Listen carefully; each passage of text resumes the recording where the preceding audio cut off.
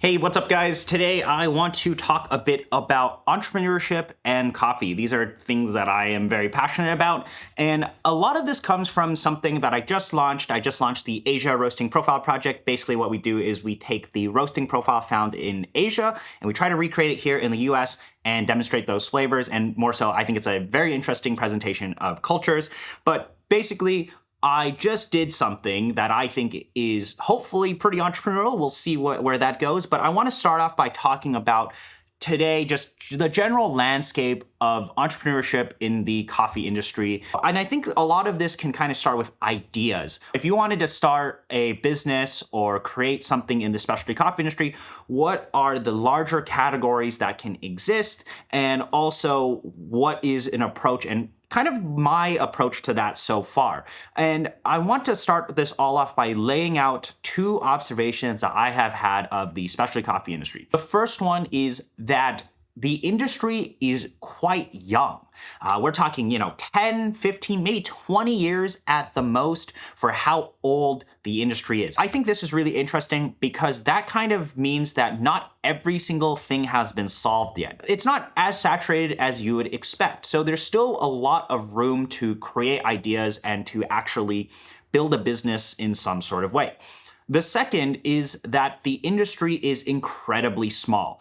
You can actually be pretty connected with most people in the industry if you spend some amount of time. For example, I'm around 3-4 years now in my specialty coffee career, and I feel like I know most people that could help me actually create a business.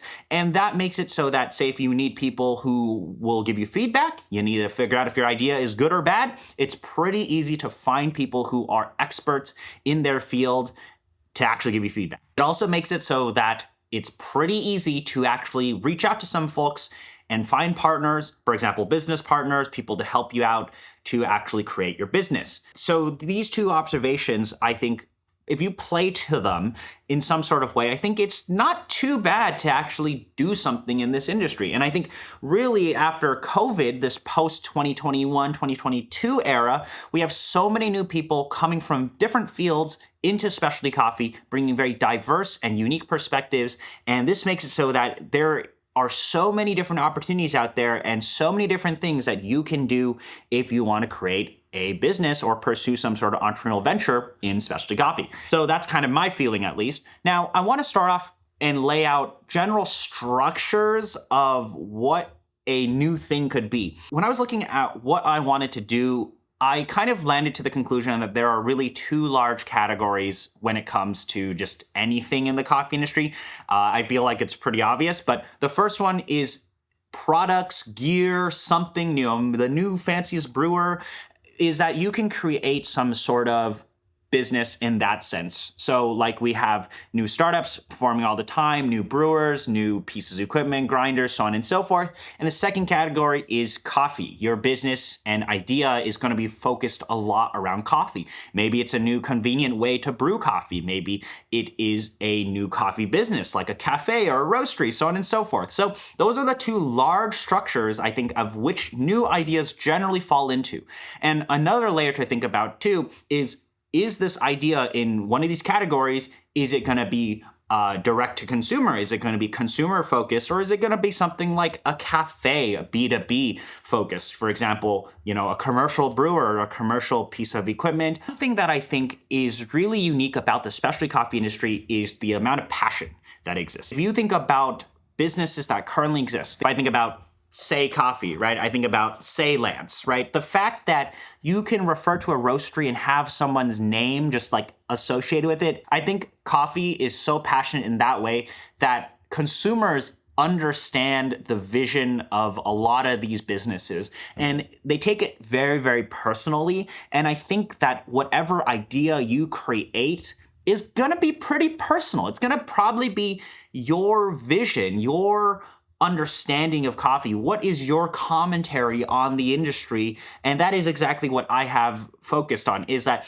if I were to create an idea in the industry, it is very, very personal. It is my vision, it's me. It's a representation of me. And it is super interesting to have businesses referred to by their owners. And I feel like this is something that I haven't really seen so much in other industries. And I think it's because, well, the industry is very, very small. A lot of consumers are very, very passionate, and people take this so personal, and that sometimes is a good and bad thing. So on that note, let me plug my thing, because I think a lot of what else I'm going to cover is going to come out with this.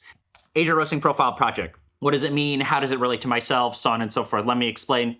I think you guys will get some ideas for yourself if you kind of follow my thought process. I think coffee is a very interesting medium to present culture in some sort of way. I'll start off and say there are kind of like 4 different ways that I think culture can be presented through coffee. The first one is, well, the origin, the green coffee, who is it produced by? The second is the roasting style. For example, people have very different roasting styles across the entire world. For me, I like to focus on Asia, which is what this is.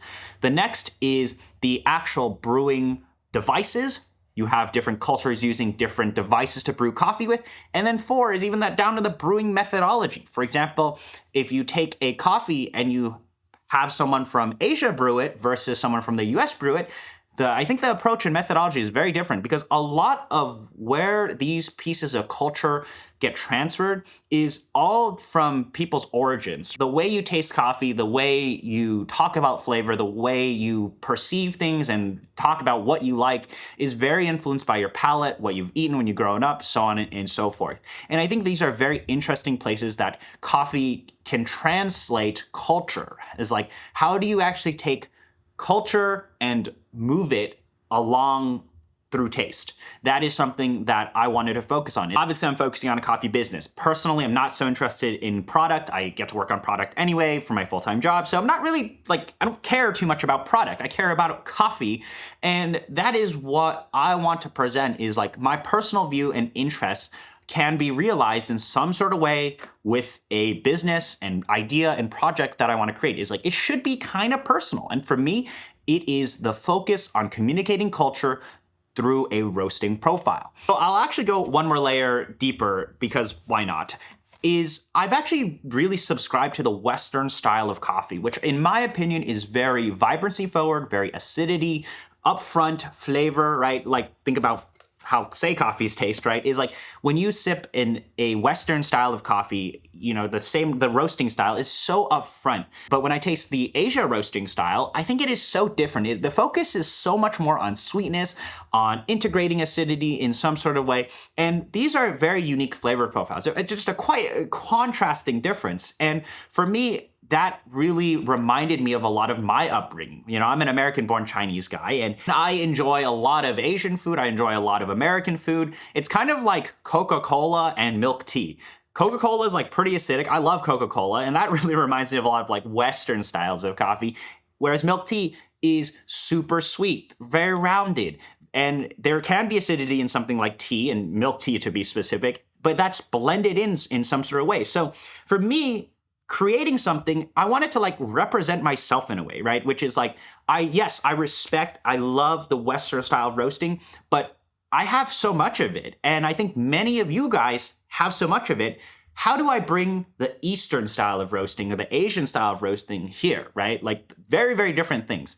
And that is what I am interested in, is just bringing that culture in. If you were to create an idea, it should be very personal to you. Like, it should be a representation of yourself, because I think that's what makes it fun. That also is what makes it much more motivating for you to actually think about, right? To work on. Is if it's about you, you're gonna probably care more about it. The big focus of this video is the idea, right? Is like this is how you kind of structure that idea. The Asia Roasting Profile Project is structured upon understanding that there are big categories that exist, right? Focus on coffee, now focus on consumer, and now focus on yourself, right? And that's what that is. Now, you might be wondering a bit about executing and ideas. Well, this is my second point about the specialty coffee industry, is that it is so small and it's pretty easy to get well connected across the industry. For me, I have some business partners. I think you should evaluate what your relationship is with the business. Do you want it to be your full-time job? Do you want it to be a side hustle? Do you want it to be something you create and maybe you have people and outsource everything? For me, I wanted to find partners. And in this business, I have a few partners. but I have a main partner that helps me with a lot of the relationships with the Asian roasters and then helps me with a lot of the QC and logistics of the green coffee. And where I come in is I do a lot of the marketing and a lot of the core online logistics because I have an e-commerce background. And then finally, I work with a roaster in the Bay Area to help me roast the coffee. So this business is kind of structured in that way. Is like we have very clear defined roles and responsibilities. I obviously have a lot of things going on, so I kind of am upfront with what my relationship is with the business to my partners. And that is why I have partners in the first place, is that there's no way I could be working on this full time because I have other things going on. So I think, you should figure out if you create a business, what is your relationship with it? Because you will find out that coffee is very interesting in that it is incredibly rewarding, but at the same time, people, I think, in the industry really, really overwork themselves because the reality is that there isn't a lot of money in the industry. I think this will be its own topic. I will talk about this at some point. It's something I really, really care about, is talking about money and value in coffee. Coffee can be very draining because people are so passionate about it.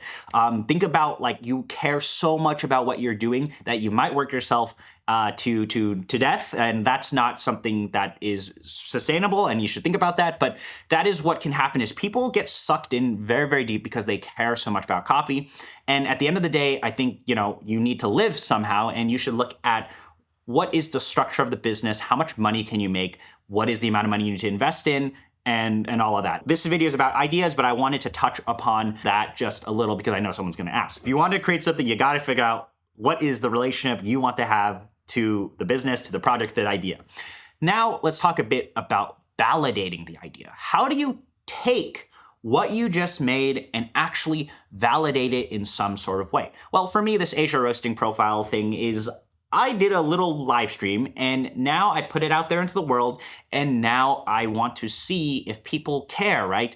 Luckily, we've had people order, so now we're roasting some batches and we're gonna go and see what the overall logistics flow is. Do people like the coffee? Do our partners like the performance of things? Where can we get more efficient? What needs to be changed? So on and so forth. And I think what's interesting about the specialty coffee industry is that, again, a lot of the businesses that you see are very transparent and they're very personal. You know who the owner is and you can actually talk to him and give him feedback in some sort of way. So most of the time it feels like when people are creating these small businesses or they're creating a new project, they're creating a new idea, and new startups and so on and so forth, a lot of consumers are actually pretty helpful. They're open to giving you a chance in some sort of way, especially if you're willing to take feedback.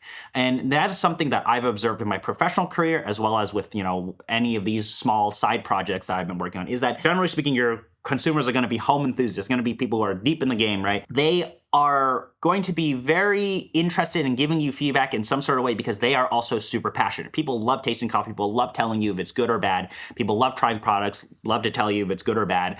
But at the same time, I think it's very interesting to understand some of the audience here. If you're doing a product or if you're doing coffee, you generally will probably attract a very hypercritical audience. I feel like a lot of consumers in specialty, and home enthusiasts, especially if they're an enthusiast, they are pretty hypercritical. And sometimes this is good, sometimes this is bad. I think a lot of good comes out of it, but it depends on how it's worded. You see people who are incredibly critical about something, and you might think they're just haters, but if they are providing good feedback and they generally are doing it in good spirit, like we see a lot of people hate on something, but it's because they want you to do better, right? Then I think that's okay. But also I do feel like there is a lot of noise with this. When you launch something, I often see this with new startups, new products, there's always a group of enthusiasts who will hate on whatever there is. They'll definitely provide a lot of negative noise, and at the end of the day, if they are not purchasing your product, you might want to ignore what they're saying, right, is what I'll say. But I do think that everybody who actually gives you their money and buys your product, they want you to succeed in some sort of way, which is why they believed in you and they, are giving you your dollars. But you should also be receptive to that feedback and understand kind of what is good and bad feedback, if that makes sense. I really wanted to cover this because, I'm pretty happy that I got my little project up and running. I'm happy that people have bought it, but I want to just talk about, structure. Like, how do you actually get something going and what are the processes like in actually, well, launching it and also validating if it's a good or bad idea. I generally think playing to your passion and playing to people's interests is the way to go. But at the end of the day, this really depends on what thing you want to launch. And I'm still learning too. A lot of this is just my observations so far, and I wanted to share it with you guys. At a later date, I'm gonna talk about some numbers. I wanna talk about perception of value of coffee, and I wanna talk about that maybe from a more entrepreneurial perspective, because I think these are just super interesting topics to cover. And I just do this coffee stuff for fun. This YouTube stuff is for fun for me, right? But I wanted to actually have some sort of commentary and have some sort of thing that I put out there into the world and see if people like it or not. I might make a more formal video on the thing that I just launched, but if you guys could check it out, that'd be great. But otherwise, thank you guys so much for spending the time to watch this video. Just some quick thoughts on entrepreneurship in coffee, focused more around ideas and also validating said ideas and kind of what you should think about. So thank you guys so much for spending the time to watch this video. I'll see you guys around.